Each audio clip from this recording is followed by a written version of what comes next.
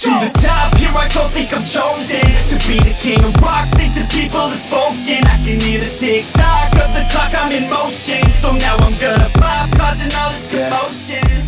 Yeah. Hey everybody, welcome back to the YouTube channel. My name is Eric Hopkins. This is my good buddy Brandon. You can find all of our, social media descriptions in the on the screen right now, and on the description box below, for that matter. This is episode number 10 of the Fat Boy Cartel podcast. We're continuing our discussions on the Marvel vs. DC tournament round 2 tonight, and we're also going to be getting into some cool comic book discussion when it comes to the top 5, top 10 weirdest powers and origin stories in the realm of comic books. So that could be interesting. But before we get into all of that, if you're finding this for the very first time, or if you're finding us again and have not yet done so, please hit that like and the subscribe button. And don't forget to hit the notification bell so you get all notifications about when we put up new content right here on this channel. Hey, I got through that intro eventually. A lot to remember. One breath. We got it. I know. One take, so no problems. So how you doing, buddy? How's your week been treating you? Yeah? It's almost over. Thank goodness. We're recording this on a Thursday night. With the podcast will release on Monday. But yeah, so I got some family coming to visit this weekend, so we're trying to get this out of the way before the next week starts. Hopefully, I got plans this weekend. I think we're gonna, weather permitting. Plan was to take the kids up to the state park this weekend. One of the other state parks. I can't remember. I think McCormick's. Okay. But then again, I know if the weather's nice enough, Tony wanted to go, I think to some lake or something. He said something about going to a swimming pool and go to a cookie shop that opened up here in town. Yeah, but I don't. Again, if you guys go some other weekend, I'm definitely down for it. But I know we're gonna do something else again. Like I said, I want to do something, especially before school starts again. And that's right around the corner too, ain't it? Fuck yeah, dude. And I want to do something again with the kids before the summer's over. So don't blame you there. I haven't really gone swimming or anything in a pool in a while. Let's be honest. I don't have a beach body, so me neither. I got a dad body, but without the dad part. Yeah. Dude, I got a dad body enough for a couple of dads. I got a dad body suited for 3 children. Like I gave birth to them. Wow. I refuse to let that shit go. There's a visual for all you watching at home, or all you listening, YouTube or whatever you might be listening to this on. I guess that's the only place you can really access it right now. We don't have a podcast feed or anything. Man, you are knocking this out of the park. I know, man. Sometimes you ever have those moments where you just start talking and you don't know where you're going to go with it. You just keep going. A lot of most people think before they speak. Most of the time, I just start a conversation or start a sentence, and I'm like, if you've seen any of my YouTube videos, you might notice that sometimes I'll start a thought and I'll derail it, and eventually I'll try to circle back around to it, but I don't always get there. So it's hilarious. So it's like when we talk to Matt, like we get there, we just gotta take a detour, and you do this a lot, and I'm guilty of it sometimes too. But like we'll be talking about something, and like you get asked a question, and then you immediately go into this thing, and we'll get there. Yeah, but we just gotta take this little trip first. Yeah. Come along with me on this ride that I'm going to take you all on. Yes or no, Eric? Yeah. No, I got to tell you this story to tell you that story. But before that, I got to go back to this backstory from 10 years ago. So like I've done it many times. Like Miranda will say something, or we'll be having a conversation, and it'll remind me of something. And so in that memory, I then have to play back everything that transpired just to answer a question that she asked me. And then she'll go, "What?" And I'm like, I don't know. I have no idea how my brain works. Like that's just how it's wired. Like if you ask me a question and it triggers a memory, you now have to know exactly what's going through my head, and then I'll answer your question. Well, it's funny because I've been doing a lot of these videos on the channel about the multiverse and things like that when it comes to comic books here lately. I'm not going to get into spoilers or any TV shows or anything like that, but yeah, I know. Listen, Eric, we are friends. Okay, we've known each other now for about 6 years, but that's a weird statement to make. No, about 5. However long you've been working. 6 years. Yeah, it's coming up, I think. Yeah. It's already came. Oh, has it? Okay, I know you had like an anniversary at work, I think, this last month or something. Is it April 25th? Okay. So 6. Jesus Christ. Anyway, wherever you go with that story, here you go. Okay. Yeah. When I tell you to let it go, let it go. Okay. What about the multiverse? Yeah. Well, I know. No, you mean you don't want me to ruin something? Yeah. Okay, I got you. No, I thought you meant like quit doing so many videos on the multiverse. I was like, okay, I got you. That's not what I'm talking about. Yeah, you don't want me to ruin something. No. Yeah. I don't want you to give yourself false hope over one character. No, Okay. I'm not saying that. Okay, so a little bit of backstory where he's going with this. I've always said since Avengers Endgame that so when Tony Stark died and Robert Downey Jr. basically has retired the character for the sounds of it. I've always said never say never in the world of comic books. And if you've seen any of my videos, you know that there's a possibility, however small it might be, that Robert Downey Jr. could come back to that role at some point. Let it go. Yeah, well, there has been certain events that have transpired that I don't want to ruin for you because I've not seen everything. I still haven't seen it yet, and I'm going to finish it. Right, he's not seen all of Loki just yet. But so we're not going to be discussing any spoilers. But the multiverse is a topic in the comic book world right now. To be a topic. I mean, it was part of a topic when they did Far From Home. Well, here's the thing too. There's actually, if you go back and watch Doctor Strange in 2016, there's a line the Ancient One tells him while she's trying to get him to expand his mind that we are just one reality in a vast multiverse. She says it in that movie, so it's been around for a while. We just haven't. Yeah. So but in all those multiverses, he's dead. Who? I just want to Robert. Yeah. I mean, I'm not saying he's coming back necessarily, but the character of Iron Man could return as a different Unless they version. call him Iron something else that ain't him. Well, it just could be Iron Man from another universe. It's Iron Lad. But the whole point, reason why I brought this up, is to get back to that, as we were talking about here. I've been doing so many videos on the multiverse, and I'll tell you one thing. There's been times trying to explain what that means as articulately as I can without sounding like a complete moron. Struggled with that one. Well, yeah, that too. But but just to try to explain the multiverse and what it means is absolutely hard to do. So sometimes I'll veer off and then I'll eventually come back. It's a struggle. Because like in any form of anything, explaining multiple universes. Oh, it's a mind trip to begin with. Subject to go through. If you go to time travel in general, pack a lunch. Like Doctor Who. Like I loved watching Doctor Who, but never seen it. It was hard to follow because he bounced through different eras of time. So you remember the old show back in the day, Quantum Leap? Yeah. I used to love that show. Good show, yeah. It's been a while since I've seen it. But, yeah. It's forever ago.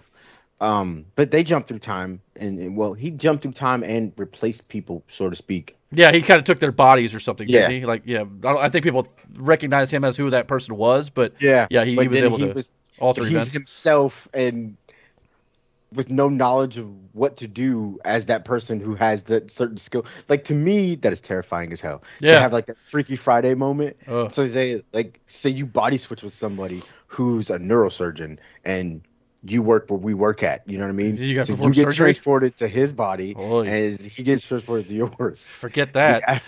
Yeah. Now, did he ever in that show like embody? I'm assuming he did like a woman.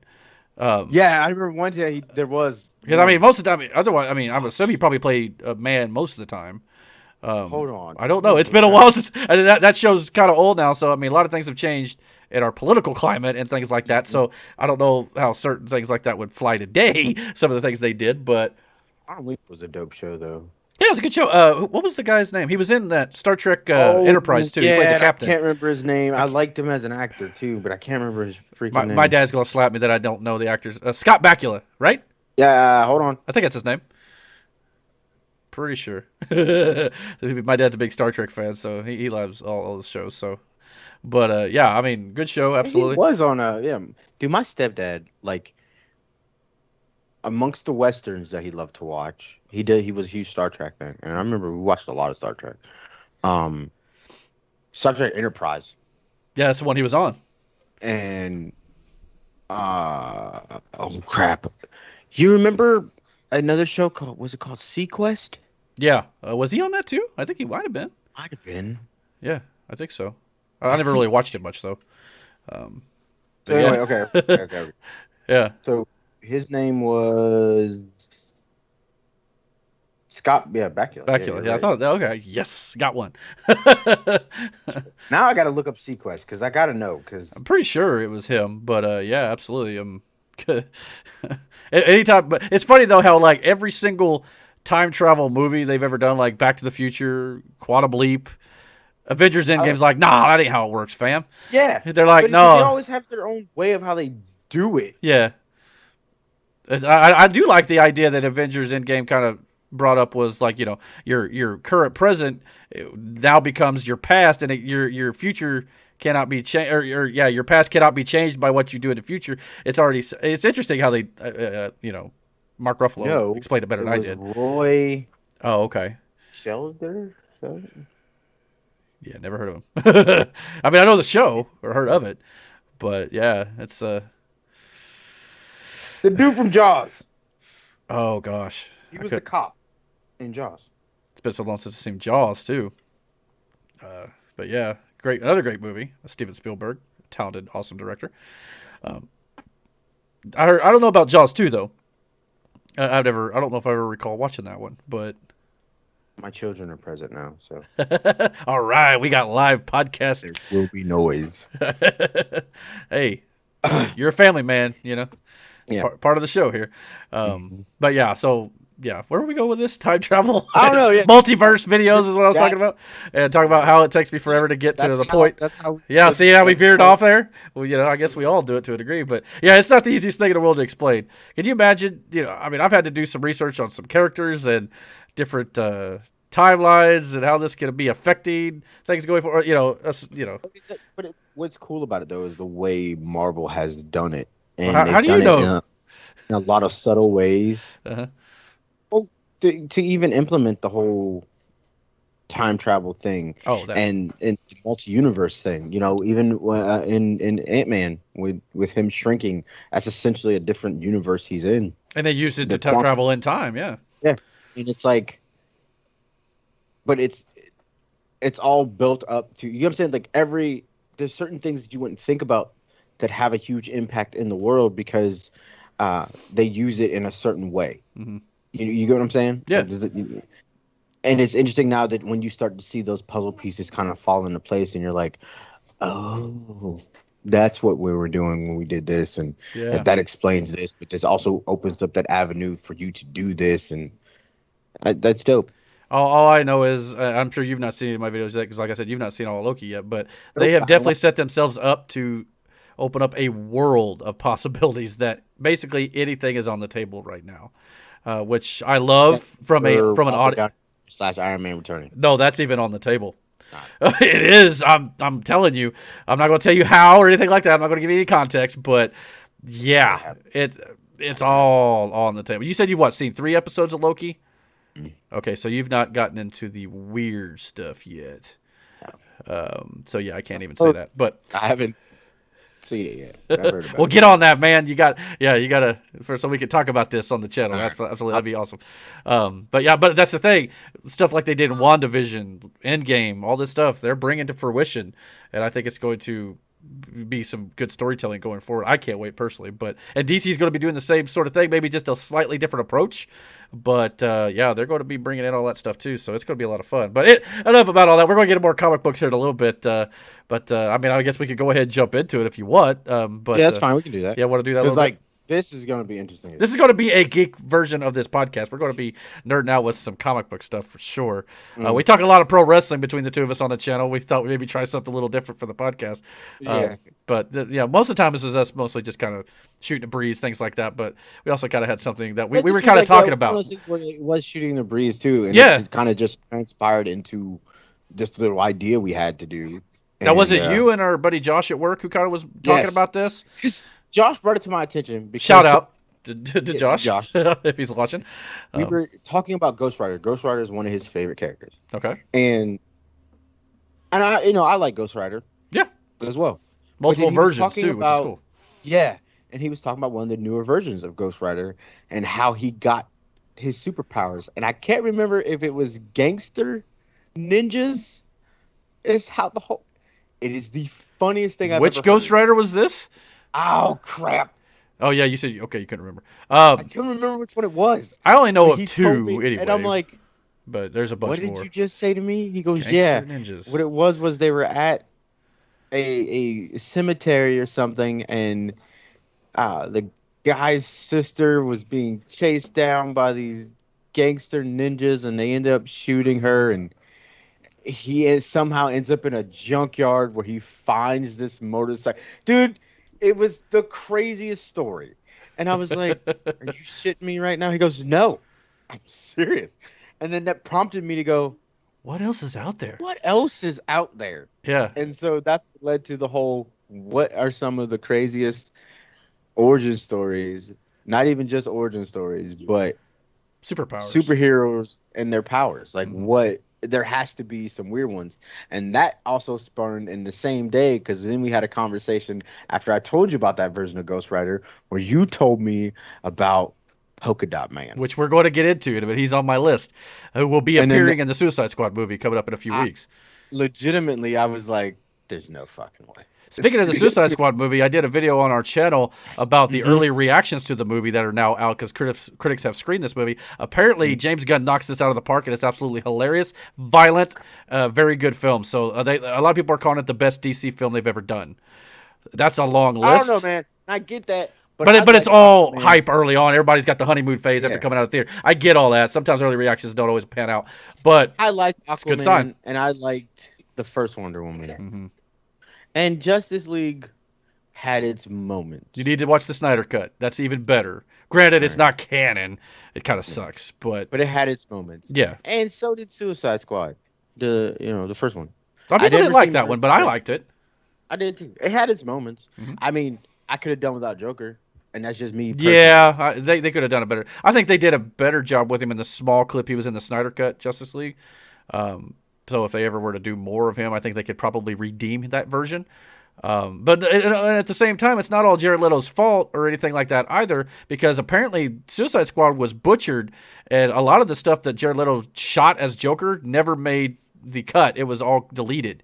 So there's a lot of his performance we didn't get to see. So if that's the case, that's going to make that performance come off worse.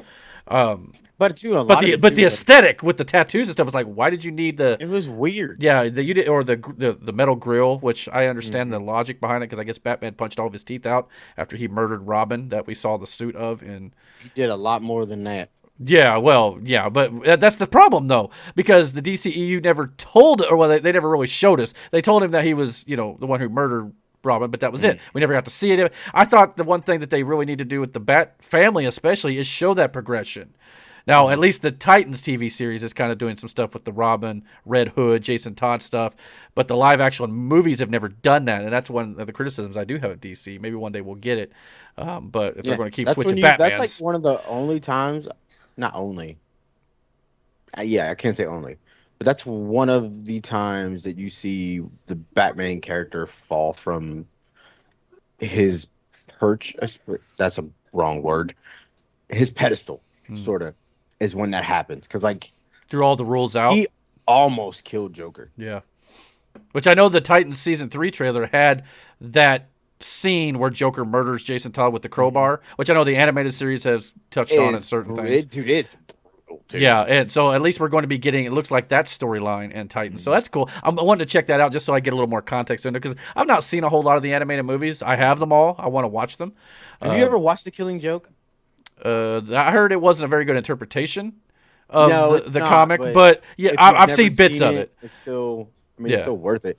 The Joker's fucked up, dude. Yeah, from things I've seen of the animated stuff, I just need to sit down and watch more of them. I definitely want to go back and watch the I'll tell you what, if you get a chance to watch Batman Year One, okay, that's dope. Simply because there's 3 different artists who offer interpretations of their drawings of Batman, but you see Batman, as it says, Year One. Okay, this is when he is not really Batman. You get what I'm saying? He's just started the job, so he's kind of grown into it. And you see him make these mistakes, and because it's a whole learning curve. Which is what I think they're going to do with the Robert Pattinson Batman movie next March, because it's supposed to be within the first year. So it's basically a Year One film. So I wonder if we're going to get that in live action a little bit. But yeah, we'll see what they do with that. But yeah, so we're going to kind of get into a little bit here of the weirdest superpowers and origin stories. Now, I've got a list of 10 different characters. I've got some that's got some origin stories, but other ones are strictly just on their powers. So I'm just going to run through my 10. I just pulled up a thing. Okay, so you just... And I saved this. No, okay. I saved it like after we did it. and it's just a menagerie of different heroes. Okay. Well, So if you want, why don't you? if you go over one, I won't. I'll skip over it as well. Okay. Do you want to kind of go alternate back and forth Yeah, one at yeah, a time, yeah, and then we if can we do that. double up, we'll kind of discuss it and move on from there. Okay. Because to be honest, I don't even remember which ones I wrote down, but I definitely looked some up. So I'll start from the back and kind of work my way up, and I've even got a bonus one at the very end, which I thought was hilarious. Okay. So all right, so I'll go first. The guy's name is Fritz von Meyer, aka Swarm.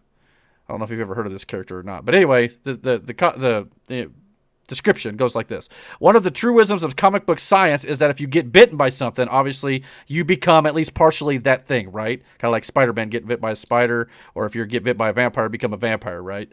Well, in this case, if you happen to be a Nazi scientist experimenting on enslaving mutant bees after fleeing to South America to avoid war crimes, trials who gets eaten to death by said mutant bees, he's a Spider-Man villain, and his entire body is composed of bees, able to fly, communicate, and control bees and other insects.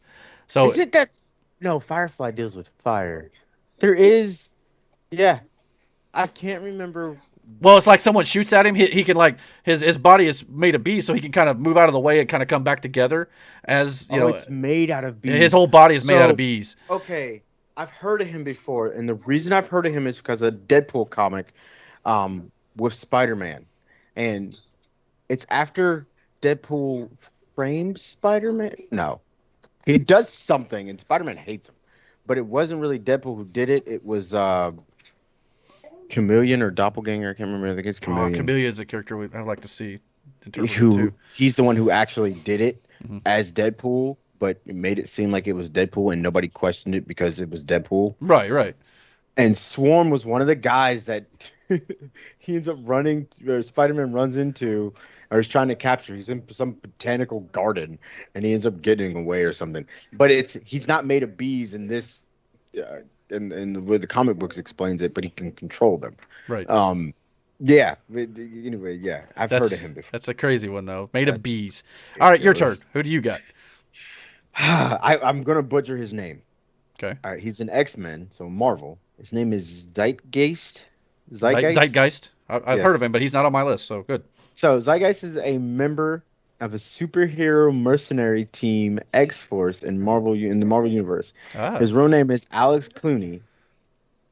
Yeah. And Clooney's early years, life was largely in the dark. His early years were largely in the dark. During a drunken night of romance on a beach, Alex discovered that he had the power to vomit acid. Ugh. Kind of sounds like... Ended up disfiguring his partner. Later, he decided to use his powers to gain fame and rise as Zeitgeist when he was older. He ended up joining the X-Force, a superhero team made of mutants who hired them out to go on missions. Literally acid puke. Wow. It kind of reminds me of that one. There was an X-Men in one of the movies where he was able to kind of stick his hand out and make other people puke. I can't remember the name of that character either, but I thought there was somebody who did have acidic puke too, but I don't know if I've ever had him on film. But yeah, I mean, there's things you can do like melt through metal and things like that with that. Yeah, but yeah, that's an odd one for sure. And joining the X-Force, we got some of that with Deadpool. Got to see a little, which would make some sense because that's the funniest thing about that movie, man. They hyped that thing up like it was going to be the next big thing, and all of a sudden they just murdered them all. It's like I thought Shatterstar was going to be dope. Bedlam is a cool hero, honestly. Yeah. And then just killed them all. And I was like, that's... Which one was Brad Pitt that showed up for about a split second? Invisible guy or whatever. Yeah, some sort of... yeah. Very funny. But yeah, that's a good one. All right, so my next one is a person by the name of Paul Decker. In later versions, he was known as Crazy Quilt. He was a Batman villain. Crazy Quilt. Run that by me again. What's his name? His name was Paul Decker, a.k.a. the Crazy Quilt. I'm done. In early versions, Crazy Quilt was an unnamed noted painter who leads a double life as a master criminal. He gives the plans for his crimes to various henchmen through clues left in his paintings. His criminal empire crashes to a halt when one of his henchmen double-crosses him. Blinded by a gunshot wound, he volunteers for an experimental procedure that restores his vision, but is unfortunately left unable to see anything but bright colors. Oh, God. In his second published appearance, this is combined with special helmet that emits bright color lights, enabling him to see under most circumstances. But his costume was nothing. It looked like a giant quilt is what it looked like. Just different patterns and colors. So, Crazy Quilt. I don't think many of these characters are going to be interpreted into movies. But then again, we did get one we're going to talk about in a couple weeks in Suicide Squad. So, yeah. Okay. You're up. Another DC. So it's another DC character here. Okay. His name is Arm Fall Off Boy. That's a good one. I thought about putting him on here, but it didn't happen. Floyd Belkin. Okay. Is his real name. A member of the Legion of Superheroes and is a superhero in the DC universe. This guy does not need to wield weapons or any dangerous situation because he can use his own arms. It does not just mean coming to grips with an enemy here. It means that he literally detaches his upper limbs to use them as blunt weapons. Can you imagine? All right, take this. Rip. Bam. just wail it away. Beat them down. And I guess I'm assuming afterwards he just goes, puts it right back on. Why? Because reasons. It's comic books. And this is why a lot of people considered comics back in the day as completely stupid and idiotic, but somehow they became mainstream. This is where we've become as a society. But yeah. All right, so my turn here. Oh my God. Okay, go ahead. I don't know exactly which Marvel or DC this is, but actually, let's see here. It's Marvel. This one got put on the back burner and got the kibosh quick for reasons. It's slightly political, Okay. but the comic book characters were known as Snowflake and Safe Space. The superpowers were Safe Space is more defensive, being able to shield an ally of his choosing but not himself. Snowflake is more offensive, being able to summon snowflake-shaped shuriken throwing stars to throw. So that's kind of a cool power, really. But them was Snowflake's non-binary preferred pronoun. So you see where we're going here. The origin... it was the brothers were suspiciously affectionate. Non-binary sisters were raised in foster homes, giving them Batman-like orphan powers. So they were orphans. That was their powers. Though announced in the April of 2020, so obviously the political climate we're in, this comic was never released. Marvel is already distancing themselves from these embarrassing twins. Snowflake is an offensive name for a non-binary superhero. It's supposed to be ironic that a derogatory synonym for someone weak or fragile is being used for someone as powerful as a superhero, but it's still offensive. Safe Space, on the other hand, wasn't really offensive. It was just a stupid idea. But... So, yeah, Safe Space and Snowflake. So, I can see why some people might get upset about that and why Marvel canceled it. Absolutely understandable. So, yeah, I mean, there's that. Moving on. All right, you're up. Any more? Yeah. If you, whenever you run out, just let me know. I got more. So, Kid DC. Okay. His name was Kid Eternity. Okay. Kid Eternity, or Chris Freeman, is a boy who died before his time. To pay his dues, Chris was returned to life by the Lord of Chaos and was bestowed with a super ability of summoning. From then onward, Chris would summon any real life or fictional hero to help him. All he had to do was think of the hero he wanted to summon and say Eternity. I'm assuming he couldn't. The kid used his superpowers wisely, and he was given a mentor, Mr. Keeper, who accompanied Chris on all his adventures. I'm guessing he couldn't summon a Marvel character because he was DC. Copyrights and all that. But legitimately, the front of the comic looks like he summoned George Washington. Oh my gosh. For what? I don't know. To be on the $1 bill. I can only assume it was chopped down a cherry tree. Maybe so. Yeah, That's has wooden teeth, to get Yes. that sort of deal. I got it. Oh my. Yeah, go ahead. Yeah, I was gonna say it's my turn. Don't Go be skipping. ahead. All right, Tenzo Kim, aka Matter Eater Lad. Fucking Christ. Matter Eater Lad is the 15th member inducted into the Legion of Superheroes, joining soon after by Bouncing Boy, which I'm about to get into here in a minute. I was about to bring up Bouncing Boy. Okay, well, if you want to, you can take him. You got it. Go ahead. In his first appearance, Matter Eater Lad explains his origins, saying that the natives of Bismol found that microbes had made all their food inedible, and that the populace evolved their ability to eat all matter as a survival mechanism. This gives his teeth and jaws apparently the strength and durability to bite and chew through stone, metal, and other hard substances the way that Superboy Mon-El can. He can even chew through Superman.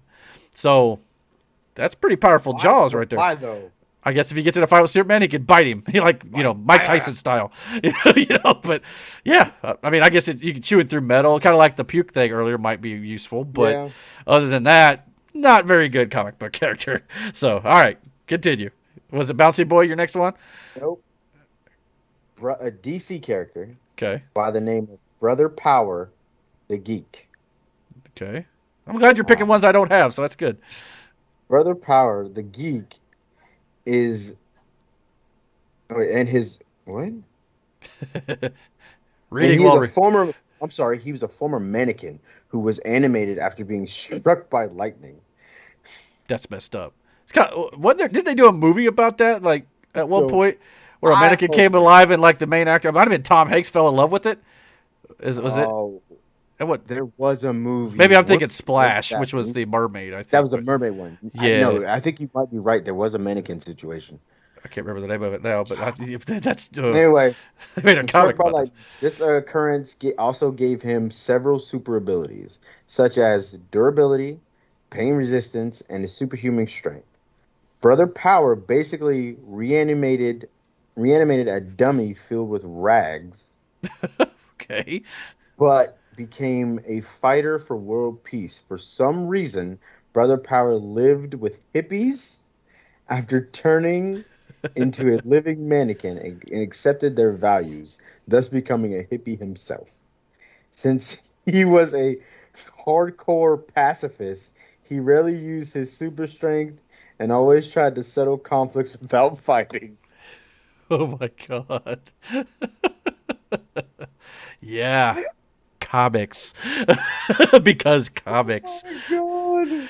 Alrighty. Speaking of Matter Eater Lad's friend fellow Legion of Superhero, Charles Foster Tane, aka Bouncing Boy. He can inflate into a beach ball and bounces around essentially. That's his power.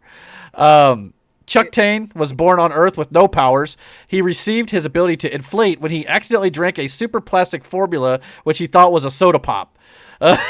He applied for membership in the Legion of Superheroes, but was at first rejected. Can't imagine why. Mm-hmm. However, after he used his new power to defeat a robber using electric weaponry, which did not affect him because his bouncing kept him from being grounded, by the way, he was admitted and took the codename of Bouncing Boy.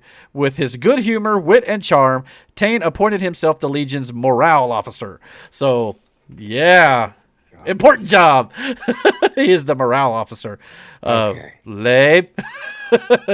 I have one more, and then you can take it from here. Okay, and I've got a few more, then we'll wrap this up. But yeah, this is a nice, interesting trip. Yeah.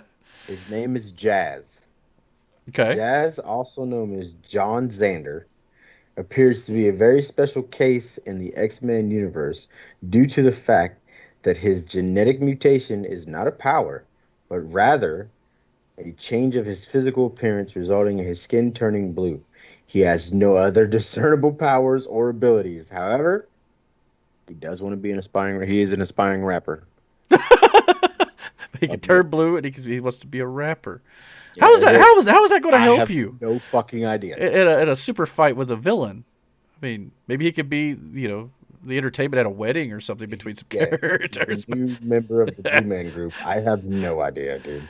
Like, that is the craziest thing. All right, so with that being said, I'll take the top 5, and then we've got a bonus one then, and then we'll wrap up this segment. So a couple of these are pretty quick, but number 5, Ashley Crawford, a.k.a. Big Bertha.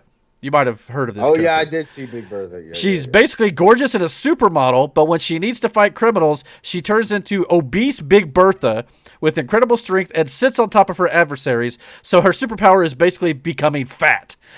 So, yeah. I mean, most people have heard of Big Bertha, though, at least at some point. A lot of times, jokingly so. Number 4, Allison Blair, a.k.a. the Dazzler, has the ability to turn noise into a light show. Isn't this an X-Men character, if I remember correctly? She uses her ability to temporarily blind her opponents by using light patterns such as stars, circles, squares, and triangles. So, jazz hands is kind of, you know what that's this it, man. That's it. Number 3, Tika Alakar, a.k.a. the Anarchist, a mutant who had the ability to create exploding sweat. Enough said.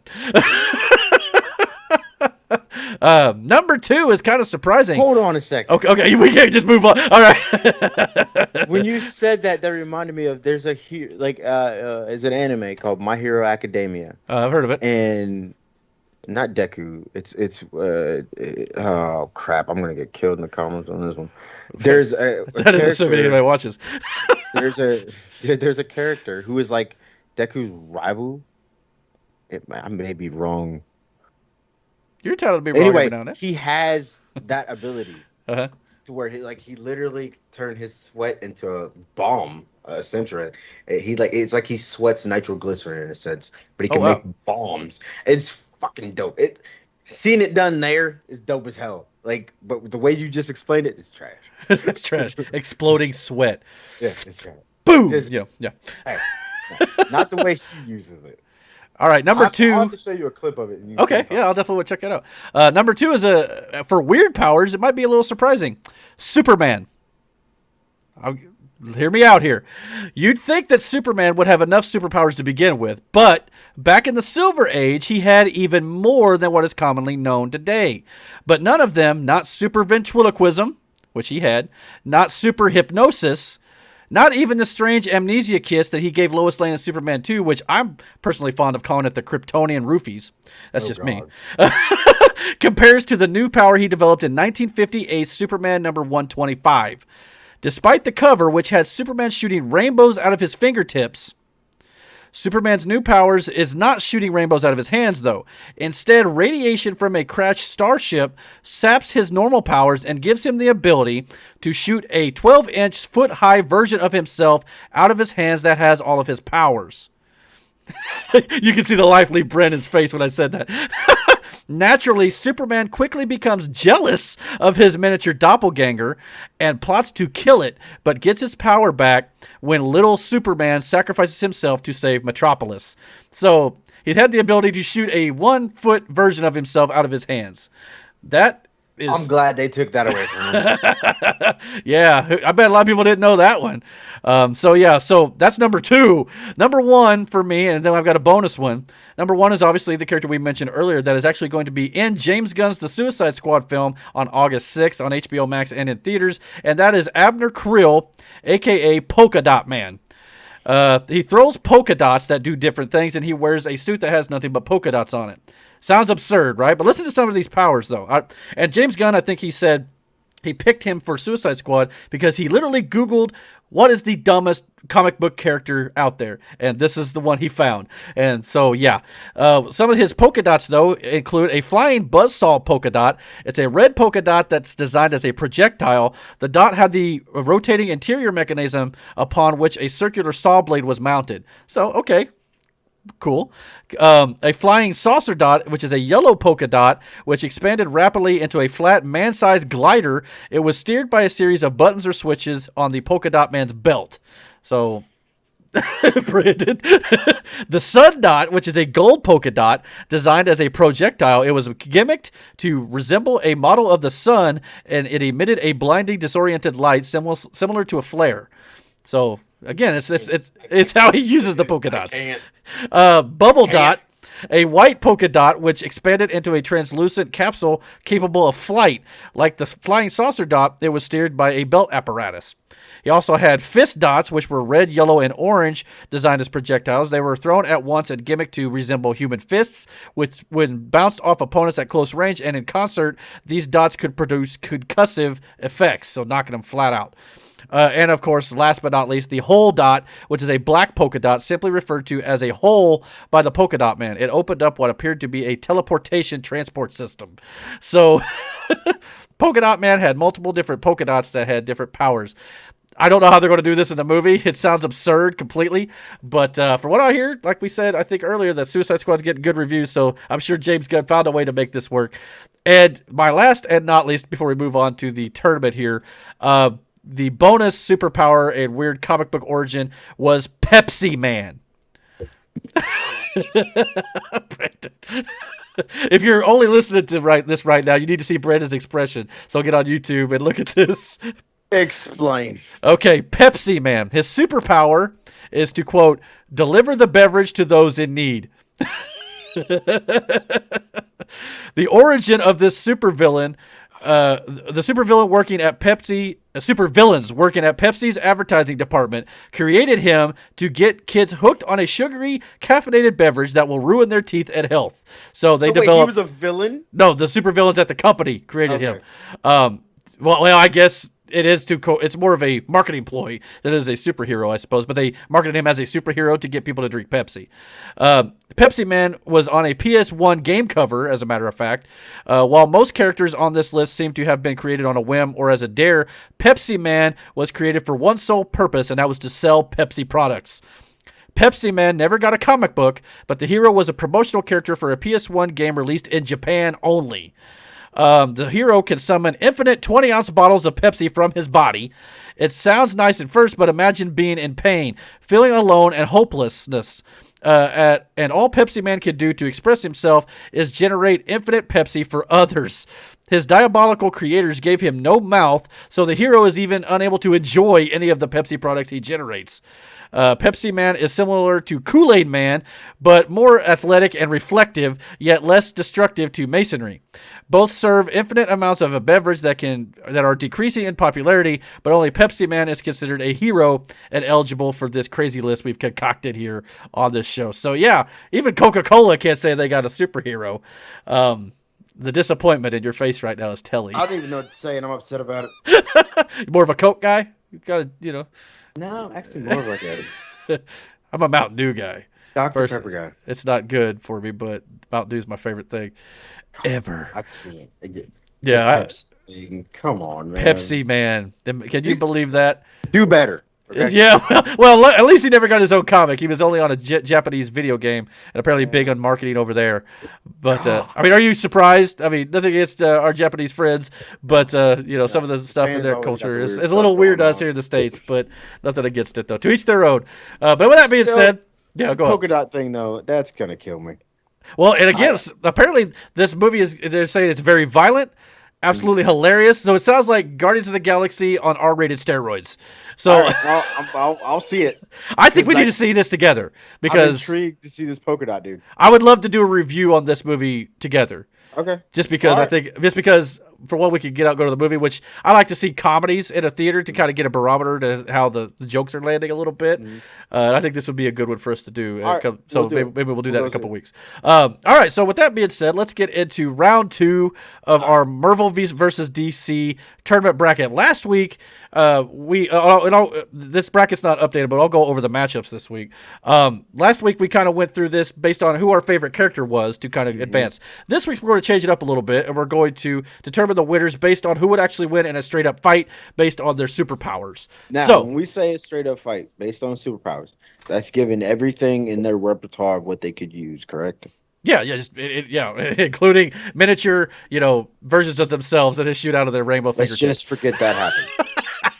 But yeah, I mean, so we could, bring that into it. So with that being said, let's start round 2 of our Ultimate DC versus Marvel bracket here. And round 2, based on the winners we did a couple of weeks ago, because we didn't have a podcast last week, the matchups are, there's 8 matchups, and Superman versus Captain America is number 1. Obviously, I think if you're going by straight powers. Yeah, if you're going straight strength alone, don't get me wrong. I love Cap, but there's no way Cap can just beat Superman. Yeah, unfortunately, I have to agree with you here. Superman is clearly unless Captain America found a way to use magic, which I've never really. I mean, maybe he has at times, but I've never really seen it interpreted outside of maybe the comic books. So yeah, I guess where's my pen here? I guess Superman is going to move on this week. We're in Yeah, if agreement it's on an that one. all-out fight, no hold, like they're not holding back here. There's no way Superman loses this fight. On the bright side, we're going to exhaust our straight up fight in powers category this week. So Superman may still has a chance to lose in this because obviously if it's just based on straight up fights alone, unless he fights Shazam, chances are Superman was going to win that fight. So Superman still has a chance to get knocked out. So we'll see what happens next week. And he's going to come up against the winner of this next matchup, Aquaman versus Batman. And a straight-up fight once again. But again, Batman, what if he has prep time? That's always the question with Batman. Yeah. If he has prep time, he's going to find a way and a weakness to Aquaman. Yeah. But Aquaman is still fucking Aquaman. Agreed. He's a godlike being, no doubt about it. I don't know. You know what? I mean, hand to hand. I'll give this one to the world's greatest detective because I think he'd figure out a way to beat him. Okay, well, just to be interesting here, I'm going to go the opposite way, whatever way you went. So I'm going to go with Aquaman. Let's flip a coin here because I think depending on the prep time, but straight up fight, I agree. Aquaman would probably win. Prep time, we'll see. But let's do a flip coin toss here. Call it. Heads. Batman wins. Or no, wait. You call it. You said Batman. So it's tails. So Aquaman wins in this case. So we'll move on with Aquaman. What did I do with my pen? I threw it somewhere. That's it was in my lap. That's a different kind of fight. Yeah. Oh crap! Between Aquaman and Superman, that's a different kind of fight. Yeah, Aquaman and Superman. But again, it just depends on how we decide to determine the winners next week. So that we'll just have to wait and see what we come up with there. Next up, we got Wonder Woman in a straight up fight with Black Panther. I know he's got the heart-shaped herb and all, but she's still an Amazon. She's a god. On par with Superman in a sense of where it comes with powers and I mean, she's hand-to-hand combat. She's still got the lasso. Yeah. Don't get me wrong. Fuck. Now, granted, what if Black Panther is wearing that suit that Shuri made for him in Black Panther 1 where he's able to absorb all of his attacks? And then redirect them out. Them out. I mean, that's always a possibility. But he'd have to withstand that attack. I don't know if that suit's powerful enough to withstand Wonder Woman. I mean, it could take a punch from the fucking Hulk. Yeah, I guess we never saw that on film, but yeah, I'm sure it did happen in the comics. Intriguing. Ooh. Me personally, I'd still probably take Wonder Woman at the end of the day. At the end of the day, I take Wonder Woman. DC 3 in a row here. And next up, the winner of Wonder Woman next week will now face the winner between two more DC characters, Flash and Green Lantern. Green Lantern. Yeah, I knew you'd go Green Lantern. And I'm not even being biased here. Yeah. And I know you're a big Green Lantern fan, but... Yeah. Oh, God. I mean, Flash has got one thing. Now, granted, that speed can translate to other things, like for tornadoes or time travel and things like that. Now, here's the thing. Well, if he gets beat by Green Lantern, I wonder if he could travel back in time and change the outcome. The ability to make constructs. Yeah, that's a whole other thing. You could stop Barry. I think you could. Put him in a ball. Put him in a box where he can't run. And take the air out of it where he'll eventually pass out. Yeah, okay, I agree with you. Green Lantern moves on to face Wonder Woman next week. Now to the second half of round 2 here. This gets a little more interesting because some of them are not as, OP. As OP. Yeah, as you might say. Scarlet Witch, who is OP, against the man in a can himself, Tony Stark, Iron Man himself. Sucks to be Iron Man right now. Yeah, it would, because she could just crush him. Literally. Like a bug. I'm giving it to Scarlet Witch on that one. To Maximoff, I agree. Unfortunately, big Iron Man fan here, but if you're going straight up in a fight, it's going to be Scarlet Witch. No doubt about it. So he doesn't have to get close to him at all. No, just a thought could crush him, literally crush him like a tin can if she wanted to. All right, next up is a little more intriguing, which we saw this fight in a movie. Hulk versus Thor. This is not an easy one. This could go either way. I know about Hulk and what he can do and what he has become and what he's done to veritable gods in a sense. If we let Hulk go all out, like World Breaker Hulk wise, there's not much that can fucking stop him, hands down. I'm going with Hulk.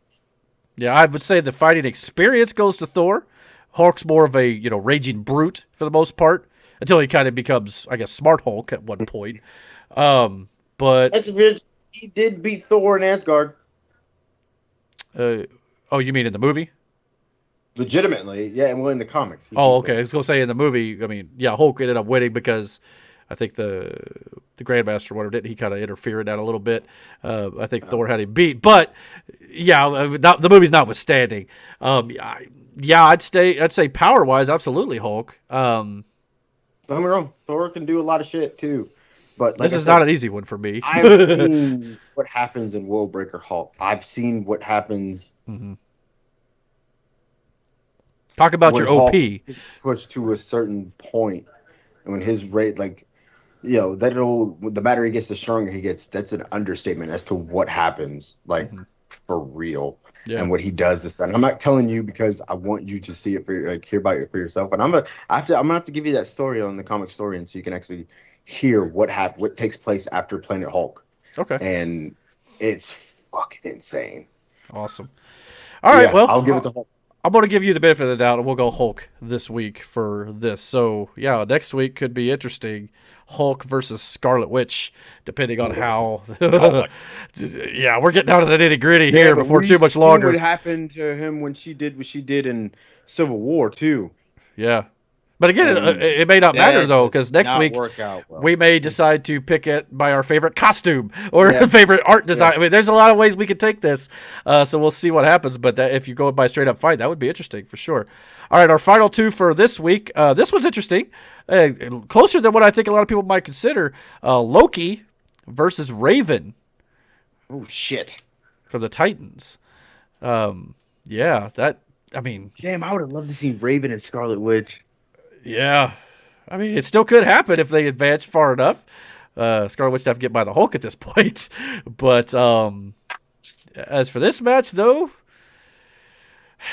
I mean, Loki's a master of illusion. He's got some magical powers.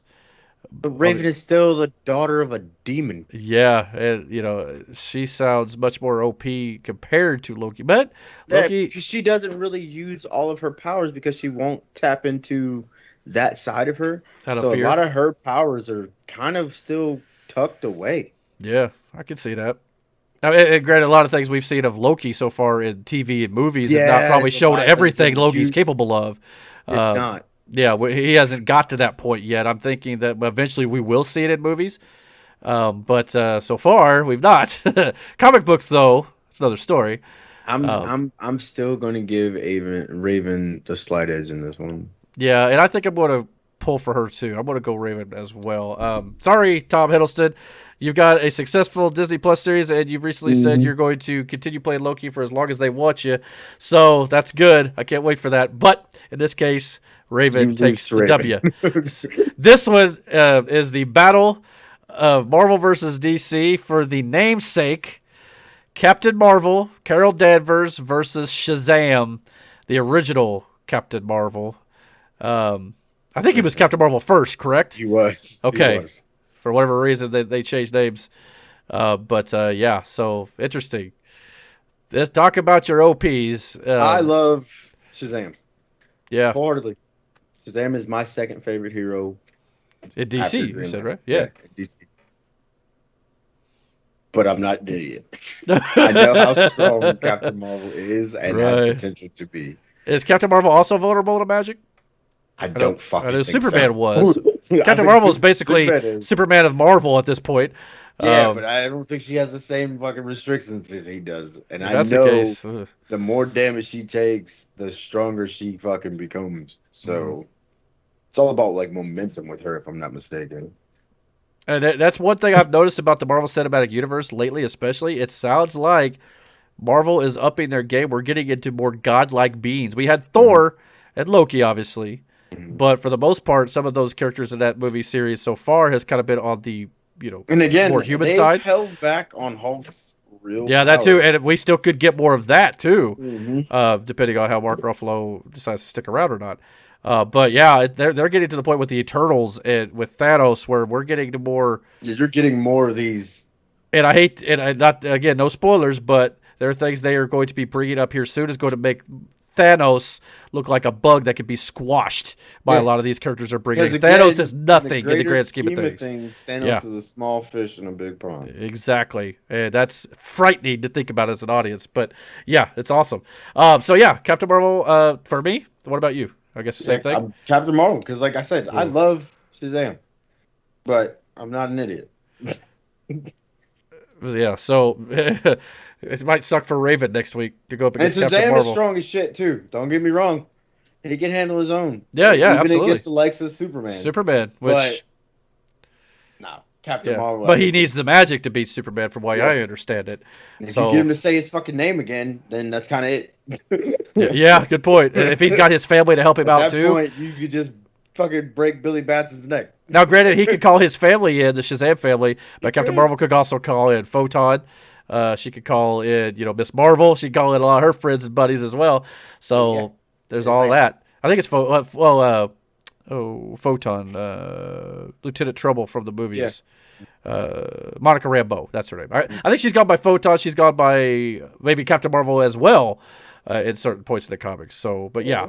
All right, so that'll do it for week 2 of the tournament. So next week's matchup in round 3 will be Superman versus Aquaman, Wonder Woman versus Green Lantern, Scarlet Witch versus Hulk, and Raven versus Captain Marvel. So that is your Elite 8.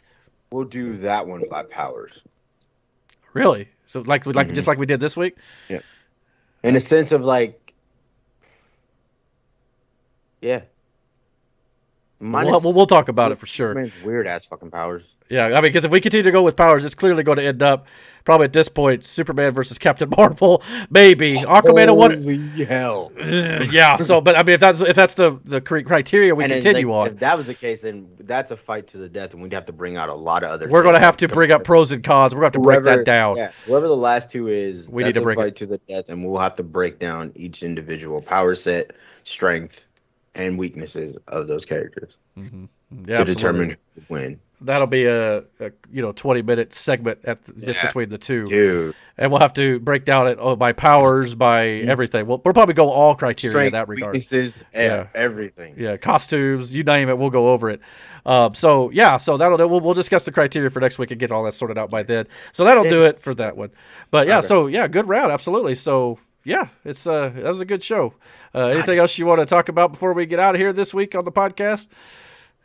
Other than the fact that I'm sad Shazam's gone, and I don't think Green Lantern's going to go further.